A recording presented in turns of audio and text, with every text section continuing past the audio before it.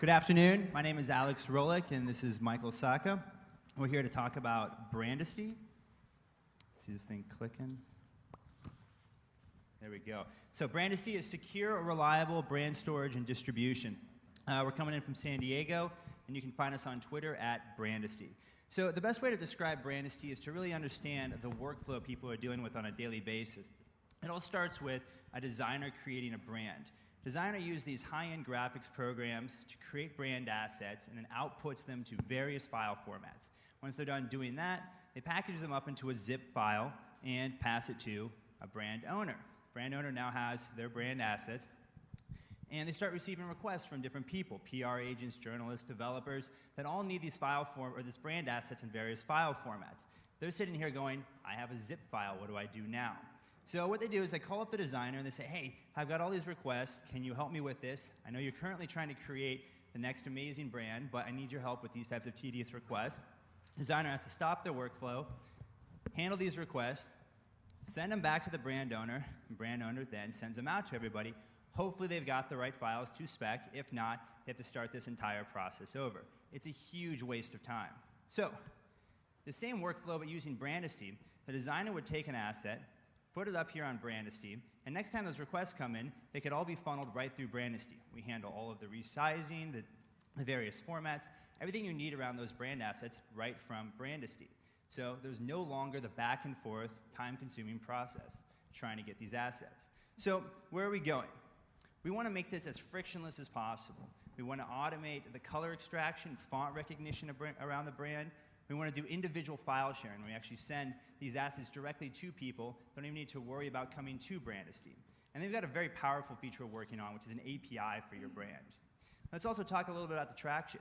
We're actually in revenue. We've been selling the product, taking credit cards over the phone since our beta launch, and we've actually working on a 7,000 brand deal.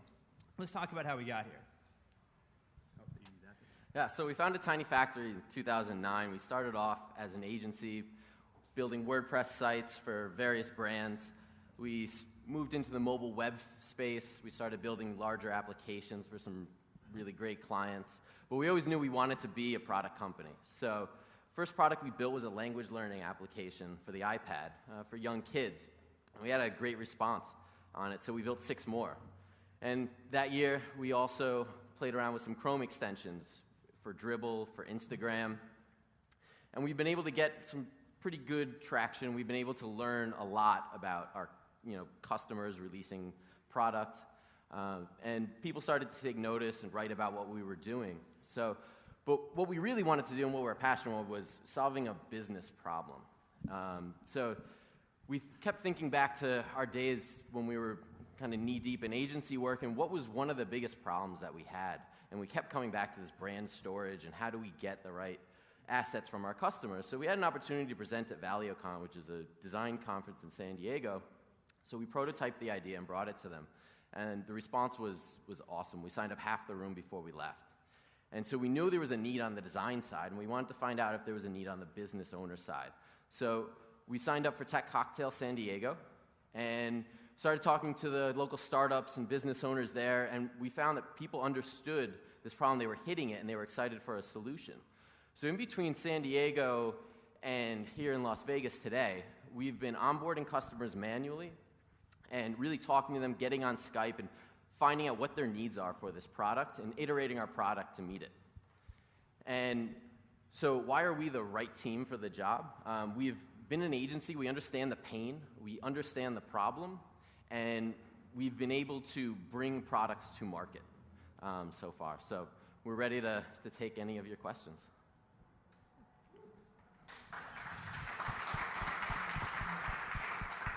So how big is the company currently? Like, how many clients do you have? And also, look, what's the exact cost of this? Is it basically just based on storage or something else? So it's go on. So it's based on per brand is how we're charging. So we have an entry level package that starts at $9 a month for your average company. And so the company itself, what was your first question? I'm sorry. So how many clients did you say you have currently? So currently we have 2, and we're rolling out of our clients in the end of November. 2 clients is how many brands? Oh, I'm sorry, on Brandisty, or as an agency. Sorry, so we have 3 clients on Brandisty currently. Yeah. literally just started selling the product about 2 weeks ago going into it. So we've been iterating on the product, onboarding customers, and we just started converting them 2 weeks ago. Oh, so just 2 weeks ago. So what's your week-over-week growth rate? No, I'm just kidding. Week over week. And we It's actually looking don't have it great open. now, Yeah. actually, week over week. Yeah. So you guys are selling this to agencies. That's the plan? So actually, we've seen it cross over in multiple places. We've seen agencies, brand owners, and then we've also seen freelancers who want to do this as well, sell it as a white label product. So we've seen actually multiple crossovers. Even on the enterprise side, we've got lots of brands that are interested in how do we handle hundreds of brands internally. So this problem's been around a long time. There's a lot of companies that have tackled the problem in similar ways. Kind of a lot of solutions that deliver the same type of need. What do you guys think you're doing differently apart from them? Yeah, I think that's a great question. So when we've looked around, we see that the majority of the time people kind of end up in this digital asset management solution where it's just a place to dump lots of files. And so they start saying, hey, these are the photos that we took from some random product shoot. And these all just kind of get overwhelming with all of the assets that get dumped into the solutions. It really doesn't solve their problem. We're developing an API around the brand. So we want to put a place where you can have your brand assets and you can have it integrated into multiple locations. So you can update things in one spot and it updates everywhere.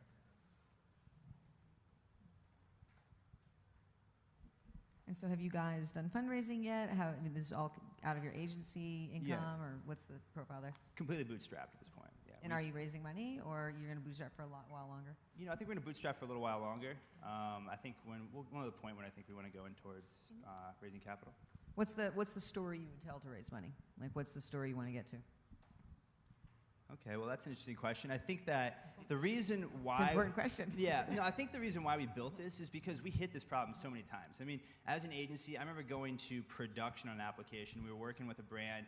We spent so much time going through, building this application, and then at the end, we skinned the thing with an entire shade of red. We went into production with it, and after the thing had been released, the client called us up and says, hey, the shade of red is off.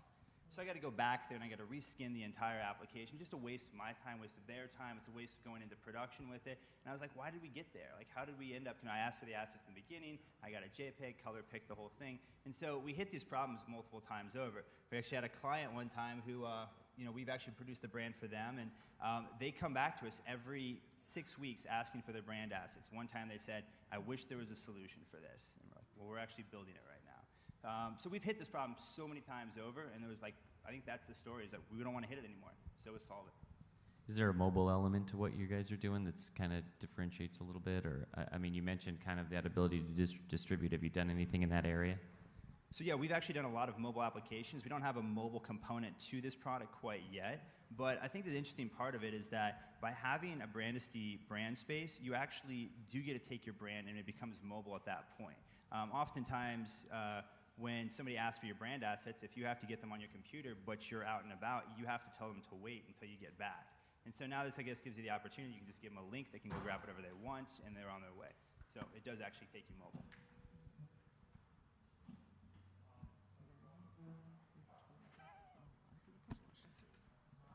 Good job. Yeah.